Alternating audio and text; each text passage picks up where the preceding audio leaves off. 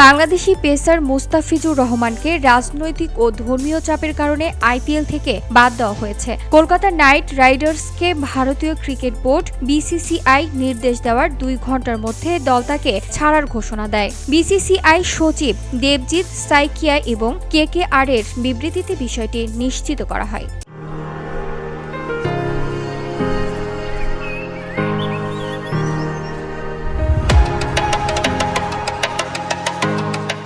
আইপিএলে অংশগ্রহণের কারণে মুস্তাফিজ কোনো অর্থও পাবেন না।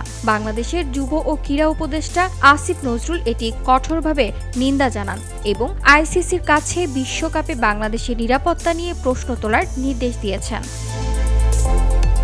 পেসার মোস্তাফিজুর রহমানকে বাদ দেওয়ার ঘটনায় তীব্র অসন্তোষ প্রকাশ করেছেন সাংস্কৃতিক বিষয়ক উপদেষ্টা মোস্তফা সরোয়ার ফারুকী। ভারতীয় ক্রিকেট বোর্ড বিসিসিআই এর এই সিদ্ধান্তকে তিনি নেক্কারজনক বলে অভিহিত করেছেন। মোস্তাফিজের বিতর্কের পেছনে আছে ভারতের কট্টরবাদী রাজনৈতিক ও ধর্মীয় গোষ্ঠীর চাপ। শাহরুখ খানের মালিকানাধীন কেকেআর এর বিরুদ্ধে বিভিন্ন নেতারা হুমকি দিয়েছিলেন এবং ধর্মীয় গুরুরা ক্রিকেটারকে দলে রাখার সমালোচনা করেন।